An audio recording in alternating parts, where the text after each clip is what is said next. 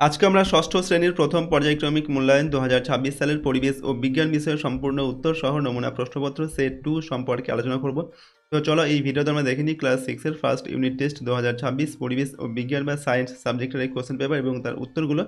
তো প্রথমে আমরা তোমাদের সিলেবাস এবং নাম্বার বিভাজনটি দেখে নেব। দেখো সিলেবাসের মধ্যে 1 নম্বর যে অধ্যায় রয়েছে পরিবেশ ও জীবজগতের পারস্পরিক নির্ভরতা, 2 নম্বর হচ্ছে আমাদের চারপাশের ঘটনাসমূহ, 3 নম্বর মৌলিক যৌগিক ও মিশ্র পদার্থ।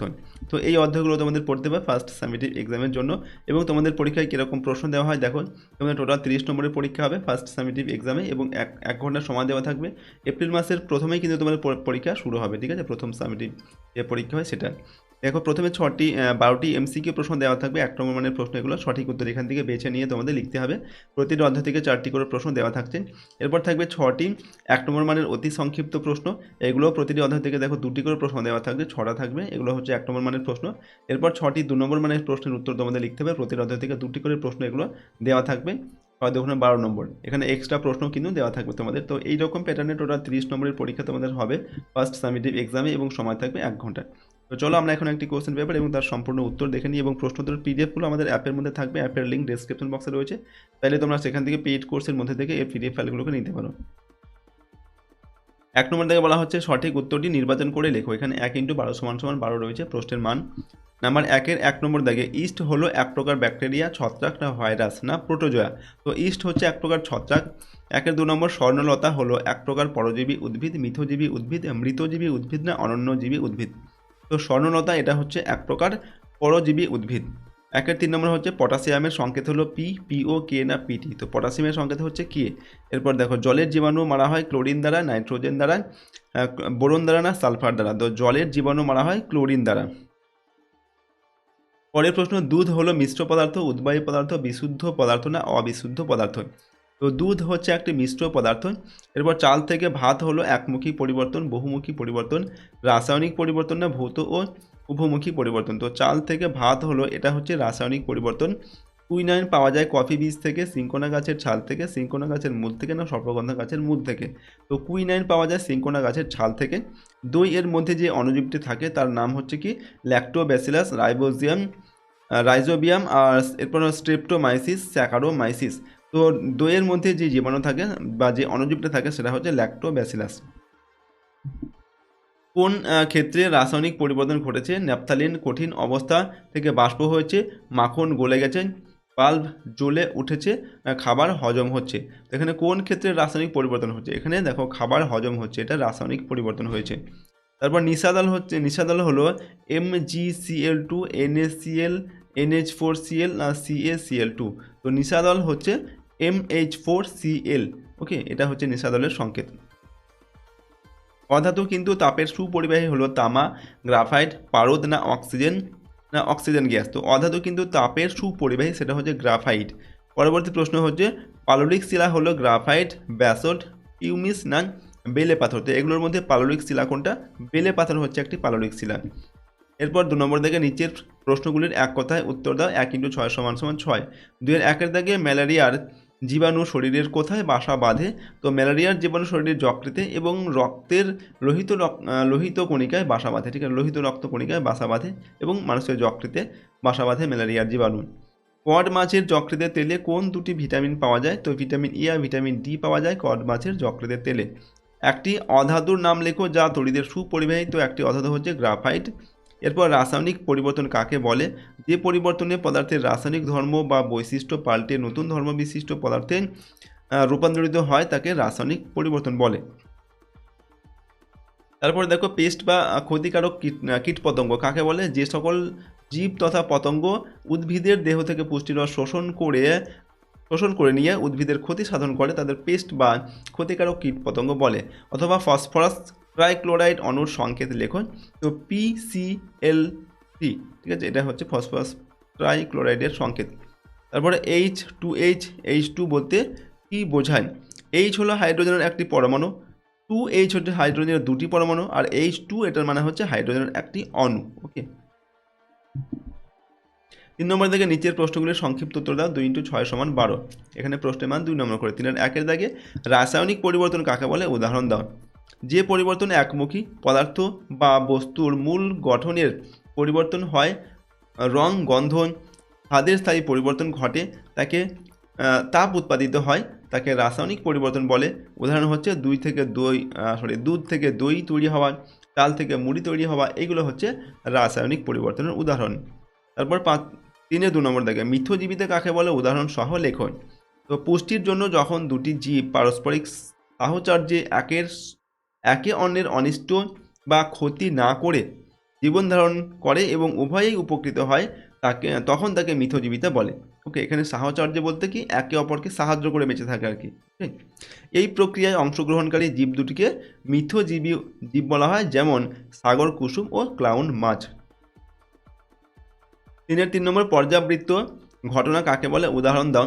যে ঘটনা একটি নির্দিষ্ট সময় পর পুনরায় ঘটে তাকে পর্যাবৃত্ত ঘটনা বলে, যেমন দিন রাতের আবর্তন, ঘড়ির কাঁটার চলন, এগুলো একটা নির্দিষ্ট সময় অন্তর কিন্তু পুনরায় ঘটে চলেছে। তারপর দেখো পাউরুটির গায়ে ফুটো থাকে কেন, একটি ধাতু কল্পের উদাহরণ দাও। তো পাউরুটি তৈরির সময় ময়দার আটার সাথে ইস্ট মেশানো হয়। ইস্ট হলো এক ধরনের ছত্রাক যা ময়দা বা আটাতে থাকা শর্করাকে ভেঙে ফেলে কার্বন ডাইঅক্সাইড উৎপন্ন করে। এই উৎপন্ন কার্বন ডাইঅক্সাইড ময়দার ভেতর থেকে বাইরে বেরোনোর সময় পাউরুটির গা ফুটো ফুটো হয়ে যায়। এরপর একটি ধাতুকল্পের উদাহরণ হচ্ছে আর্সেনিক এবং অ্যান্টিমনি, এগুলো হচ্ছে ধাতুকল্প। নেক্সট হচ্ছে অথবা দিয়ে রয়েছে কৃষি জমিতে কীটনাশক ব্যবহারের কারণ ও এগুলির দীর্ঘ ব্যবহারের কুফলগুলি লেখন। তো স্বাস্থ্যের পক্ষে ক্ষতিকারক পোকামাকড়, নানান শাকসবজি, ফসল ইত্যাদির কচি পাতা, কাণ্ড, ফল খেয়ে শস্য উৎপাদনকে ব্যাহত করে। কীটনাশক ব্যবহার করে পোকামাকড়দের দমন করে ফসলের উৎপাদন বাড়ানো হয়। ঠিক আছে, পরের প্রশ্ন দেখো চাষে পরের যে পাঠের উত্তরটা কী হবে। এখানে বলা হয়েছে এগুলির দীর্ঘ ব্যবহারের ফলে চাষের যে কুফল হয় সেটা লিখতে হবে, চাষের যে ক্ষতি হয় আর কি। তো চাষের জমিতে অত্যাধিক কীটনাশক ও সার ব্যবহার করলে এগুলি নানাভাবে জলাশয়ে মিশে জলদূষণ ঘটায় এবং জলজ প্রাণী ও উদ্ভিদের দেহে বিষক্রিয়া দেখা যায়। তো অতিরিক্ত কীটনাশক এবং সার ব্যবহার করলে কিন্তু এই কুফলগুলি হয়। তারপর যৌগিক ও মিশ্র পদার্থের পার্থক্য লেখন। দেখো এটা যৌগিক পদার্থ, এটা মিশ্র পদার্থ। 1 নম্বর হচ্ছে যৌগিক পদার্থের মূল উপাদানগুলির রাসায়নিক পরিবর্তন ঘটে, আর মিশ্র পদার্থের মূল উপাদানগুলির ভৌত পরিবর্তন ঘটে মাত্র। 2 নম্বর যৌগিক পদার্থের মূল উপাদানগুলিকে আর আগের অবস্থায় ফিরে পাওয়া যায় না, আর মিশ্র পদার্থের উপাদানগুলিকে আবার আগের অবস্থায় ফিরে পাওয়া যায়। এটা হচ্ছে যৌগিক আর মিশ্র পদার্থের মধ্যে পার্থক্য। তারপর অথবা দিয়ে রয়েছে অণু এবং পরমাণুর পার্থক্য লেখন। দেখো অণু আর পরমাণুর মধ্যে পার্থক্য কি। 1 নম্বর যৌগিক পদার্থের ক্ষুদ্রতম কণার নাম অণু, আর মৌলিক পদার্থের ক্ষুদ্রতম কণার নাম হচ্ছে পরমাণু। 2 নম্বর হচ্ছে অণু মুক্ত অবস্থায় থাকতে পারে, পরমাণু মুক্ত অবস্থায় থাকতে পারে না। 3 নম্বর হচ্ছে জলের একটি অণু হচ্ছে কি H2O, আর জলে H এবং O পরমাণু বিদ্যমান। ঠিক আছে, তারপর বায়ু কি জাতীয় পদার্থ, খাদ্য লবণের সংকেত লেখো। তো বায়ু একটি মিশ্র পদার্থ, আর খাদ্য লবণের সংকেত হচ্ছে NaCl, সোডিয়াম ক্লোরাইড। অথবা যে প্রক্রিয়ায় সমুদ্র জল থেকে নুন তৈরি হয় তার নাম কি। চিনিকে জলে দ্রবীভূত করা হলে এখানে কোনটি দ্রাব্য এবং কোনটি দ্রাবক। তো যে প্রক্রিয়ায় সমুদ্র জল থেকে নুন তৈরি করা হয় তার নাম হচ্ছে পাতন প্রক্রিয়ায় সমুদ্র জল থেকে নুন তৈরি করা হয়। আর এরপর বলা হয়েছে দেখো চিনিকে জলে দ্রবীভূত করা হলে কোনটি দ্রাব্য আর কোনটি দ্রাবক। তো এখানে দ্রাব্য হচ্ছে চিনি আর দ্রাবক হচ্ছে জল। ওকে, তো দেখো এই ছিল তোমাদের ক্লাস 6-এর ফার্স্ট ইউনিট টেস্ট 2026 সালের পরিবেশ ও বিজ্ঞান বিষয়ে সম্পূর্ণ উত্তর সহ একটি প্রশ্নপত্র আমরা এখানে আলোচনা করলাম। প্রশ্নোত্তরগুলো অবশ্যই তোমরা ভালোভাবে প্র্যাকটিস করে নেবে। এটা আমরা 2 নম্বর সেট দিলাম, এরপর 3-4টি সেট 2-3টি সেট আরও দেওয়া হবে। টোটাল 5টি সেট তোমাদের দেবো, 4-5টি সেট। এই 4-5টি সেট তোমরা প্র্যাকটিস করে রাখবে, তাহলে কিন্তু তোমাদের ফার্স্ট এক্সামে এই সেটগুলোর মধ্যে থেকে তোমরা প্রশ্ন কমন পাবে। এবং প্রশ্নোত্তরের PDF ফাইলগুলো আমাদের অ্যাপের মধ্যে দেওয়া আছে, অ্যাপের লিঙ্ক ডিসক্রিপশন বক্সে রয়েছে, অথবা গুগল প্লে স্টোরে গিয়ে তোমরা সহজ লেসন লিখে সার্চ করলেও অ্যাপটিকে পাবে। এবং অ্যাপটিকে ইনস্টল করার পর তোমরা রেজিস্টার করে নেবে। এখানে নাম, mobile number, email ID, state লিখবে ওয়েস্ট বেঙ্গল, সিটি লিখবে নিজের এলাকার নাম, এবং পাসওয়ার্ড দিয়ে নিজের মতো একটা পাসওয়ার্ড তৈরি করে এখানে দেবে, তারপর রেজিস্টার করবে। এবং পরের বার লগ ইন করার সময় এই সেম ফোন নাম্বার আর সেম পাসওয়ার্ড দিয়ে লগ ইন করবে, তারপর তোমরা অ্যাপটিকে ব্যবহার করতে পারবে। এবং যারা অ্যাপটিকে আগে থেকে ইনস্টল করে রেখেছে তারা অ্যাপটিকে আপডেট করে নেবে, এবং অ্যাপটিতে একবার এখান থেকে একটা 5 স্টার রেটিং অবশ্যই দিয়ে তোমরা পোস্ট করে দেবে। এবং অ্যাপটিকে ওপেন করার পর আমি তোমাদের দেখিয়ে দিচ্ছি কীভাবে অ্যাপটিকে তোমরা ব্যবহার করতে পারবে। তো অ্যাপটি ওপেন করার পর তোমাদেরকে কী করতে হবে, এই সবার উপরে এই অংশে ক্লিক করে এখান থেকে তোমরা স্ট্রিমগুলোকে সিলেক্ট করে নেবে। এখানে যে এই সমস্ত যে ক্লাসগুলো রয়েছে 5, 6, 7, 8, 19 এগুলো তোমাদের ক্ষেত্রে এরকম সাদা থাকবে। তো তোমরা এই সবগুলোকে এইভাবে ট্যাপ করে নিয়ে কিন্তু সিলেক্ট করে নিয়ে এখানে সেভ চেঞ্জ বাটনে ক্লিক করবে। যদি যে কোনো একটি ক্লাস তোমরা সিলেক্ট করে রাখো তাহলে কী হবে, শুধুমাত্র সেই ক্লাসের কোর্সটা দেখতে পাবে, বাকি কোর্সগুলো দেখতে পাবে না। যদি সমস্ত ক্লাসের কোর্সগুলো দেখতে চাও তাহলে কী করবে, সমস্ত ক্লাসগুলোকে সিলেক্ট করে নিয়ে সেভ চেঞ্জ বাটনে ক্লিক করে ইয়েস বাটনে ক্লিক করবে, তাহলে সমস্ত ক্লাসের কোর্সগুলি তোমাদের খুলে যাবে। এবং এখানে দেখো প্রথমে রয়েছে অল কোর্স, এখানে ক্লিক করলে সমস্ত ক্লাসের কোর্সগুলো দেখতে পাবে। এখানে পেইড কোর্স, যে কোর্সটা তুমি পারচেস করবে সেটা এখান থেকে ক্লিক করে দেখতে পাবে। এখানে লাইভ ক্লাস যদি করানো হয় তখন এখান থেকে দেখতে পাওয়া যাবে। এবং এখানে ফ্রি ভিডিওস রয়েছে, এখানে ফ্রি কোর্স রয়েছে, এখানে ইবুক থাকবে, এখানে ডেইলি কুইজ থাকবে। ওকে, এরপর দেখো নিচে তোমাদের এই যে অংশ একটা চলে আসছে না, এটাকে ক্লিক করে কেটে দেবে। তো এরপর দেখো এইগুলো হচ্ছে বিভিন্ন ক্লাসের পেইড কোর্স রয়েছে। তোমরা চাইলে যে কোনো ক্লাসের পেইড কোর্স তোমরা নিতে পারো। এটা হচ্ছে ক্লাস 6-এর একটি কোর্স। তো বাই করতে চাইলে এখানে বাই নাওতে ক্লিক করতে হবে। 299 এটা রুপিস প্রাইস রাখা হয়েছে। এবং এর ডিটেলস চেক করতে চাইলে প্লে লিস্টে ক্লিক করতে হবে। এই ডিটেলসগুলো তোমরা এখান থেকে দেখতে পাবে। তারপর এখানে বাই নাও অপশন দেওয়া আছে, আর ওপরে কন্টেন্টে ক্লিক করলে দেখো সাবজেক্ট ওয়াইজ এগুলো চলে আসবে। যে কোনো সাবজেক্টের উপর যদি তুমি ক্লিক করো, প্রথমে হচ্ছে পিডিএফগুলো এখানে পাবে। পিডিএফগুলো তুমি এখান থেকে ডাউনলোড করে নিতে পারবে। প্রথমে পারচেসটা তোমাকে করে নিতে হবে, অনলাইনে পেমেন্ট করতে হবে, ঠিক আছে। তারপর কিন্তু তুমি পিডিএফগুলো এখান থেকে সরাসরি ডাউনলোড করে নিতে পারবে নিজের ফোনের মধ্যে, অথবা এই অ্যাপের মধ্যে থেকেও দেখতে পারবে। ওকে, তাছাড়া এখানে ফ্রি কোর্স এবং যে ফ্রি ভিডিওসগুলো রয়েছে সেগুলো তুমি এখান থেকে ব্যবহার করতে পারো, এবং অন্যান্য যে কোনো ক্লাসের কোর্স তুমি পারচেস করতে পারবে। তো আমি দেখিয়ে দিলাম তোমাদের এই অ্যাপটি কীভাবে ব্যবহার করবে। যদি এই চ্যানেলে তোমরা নতুন হয়ে থাকো অবশ্যই চ্যানেলটিকে সাবস্ক্রাইব করবে এবং ভিডিওটিতে একটি লাইক করবে, ভিডিওটি বন্ধুবান্ধবের সঙ্গে শেয়ার করবে।